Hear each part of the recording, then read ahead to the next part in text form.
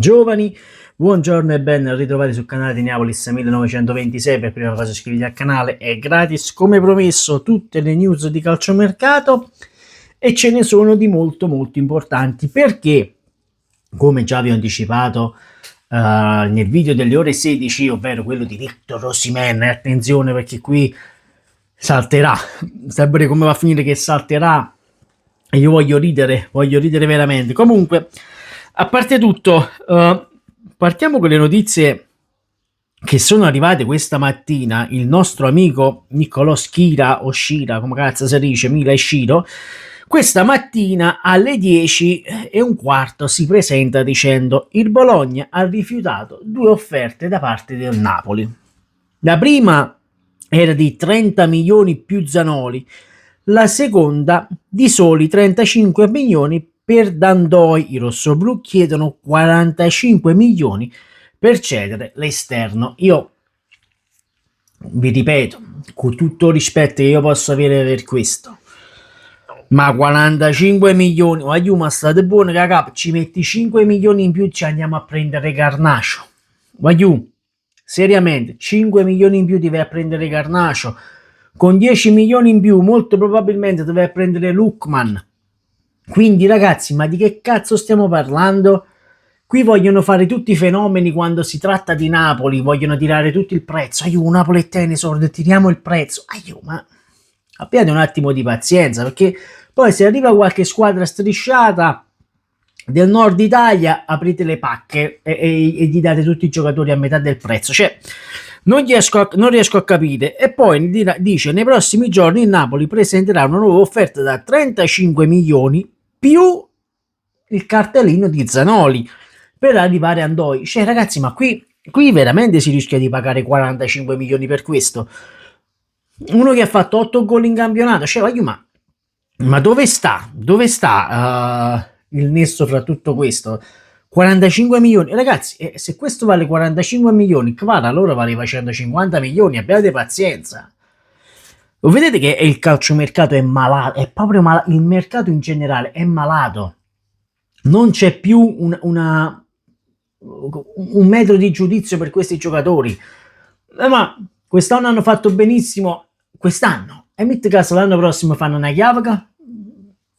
Questo nessuno lo tiene in conto, che se l'anno prossimo questi fanno cagare, il Bologna fa cagare, tu hai speso 45 milioni per un giocatore che non vale la candela secondo me. Comunque Matteo Moretto tramite YouTube alle 11:20 ci dice: dopo l'offerta di 14 milioni di euro più 10% sulla futura vendita per Yanglu, il Siviglia però continua a chiedere 17 milioni più il 10%. Capiremo se sarà il Napoli a fare il primo passo in avanti o il Siviglia a fare un passo indietro. I due club devono venirsi incontro. 15 milioni, 10% sulla futura rivendita e chiudiamo. Lo chiudiamo così, Dai, è inutile tirare la corda un po' di qua, un po' di là, no, ma io ne voglio 17, tenero qua 15 milioni. Ci veniamo incontro, il 10% sulla futura rivendita. Lo vuoi fare? Non lo vuoi fare? Bene, mi vado a cercare un altro. Ragazzi, ora bisogna iniziare a pensare così, perché questi sanno che Napoli danno talmente tanti soldi che questi lo fanno apposta. Cioè io ho questa sensazione che questi lo facciano veramente apposta. E poi è arrivata la notizia dell'Al-Hilal che ha deciso di abbandonare la pista che porta Victor Osimhen. Questo per ribadire ancora una volta che in molti che dicono: ma lui lo venderanno in Arabia Saudita, mi vogliono vendere in Arabia Saudita. No, vedi che non è vero? Lo vedi? Quindi è inutile che Osimhen continui a dire: mi venderanno a 100 milioni in Arabia Saudita. No, perché anche l'Al-Hilal, scusatemi, si è levato dai coglioni sulla tua per te. Fatti 2 domande. Fatti 2 spaccimma di domande, caro Victor. Seppure questi se ne vanno e non vogliono starti dietro, fatti le 2 domande. E poi io, come già vi ho anticipato, che vi avevo detto, ovvero c'è dove sei, che l'Atalanta si è inserita per Lucca, va bene? L'Atalanta si è inserita per Lucca e potrebbe fare uno scarro al Napoli. Attenzione, perché qui dice Alfredo Pedulla, se il Napoli vende Simeone e Raspadori c'è la possibilità, l'ipotesi che il Napoli possa prendere Lucca e Darwin Núñez. L'Atalanta ha contattato l'agente di Lucca, Beppe Riso, il quale ha un ottimo rapporto con il Napoli, con cui ha fatto buongiorno lo scorso anno. Quindi attenzione. E poi per il centrocampo, questa è una notizia della Gazzetta dello Sport dove dice per il Napoli spunta il nome di Miretti della Juventus per il centrocampo, potrebbe essere un colpo a sorpresa tra qualche settimana. E poi, sempre la Gazzetta dello Sport, il Lecce vuole Alessio Zerbin, contatti col Napoli da capire la formula. E quindi qui staremo a vedere. E poi Alfredo Pedula se ne esce dicendo no, io fermi, la Cremonese sta chiedendo informazioni per Zerbin. Asse Cremona-Napoli, il Napoli oggi incontrerà la Cremonese, per Giuseppe Ambrosino si ragiona su una cessione a titolo definitivo. Ecco, io questa è una cosa, abbiate pazienza, che non comprendo, perché tu c'hai un giovane forte, perché voglio Ambrosino bene o male la differenza te la può fare, ma bisognerà capire se troverà spazio in questo Napoli. Se non troverà spazio, io personalmente gli farei fare la pre-season con il Napoli. Poi quello che viene, se Conte lo vorrà bocciare, lo boccerà. Però ecco, io non escluderei questo ragazzo dai piani del Napoli, perché questo merita secondo me. Poi, calcio Napoli 24, entro la prima amichevole contro l'Arezzo, prevista la classica conferenza stampa di Antonio Conte. Attenzione, non si escludono le presentazioni di Kevin De Bruyne e Luca Marianucci, eventualmente Noah Lang ed altri nuovi acquisti.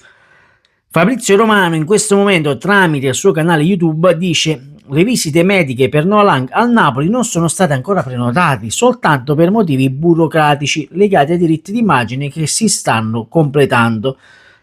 Sapete come sono i diritti d'immagine per il Napoli, sappiamo ci vogliono tempi lunghissimi, lo sapete anche voi quando si parla di diritti d'immagine proprio del Napoli, e quindi stiamo calmi. Il Napoli è pronto anche a chiudere per Sam Boyke, ma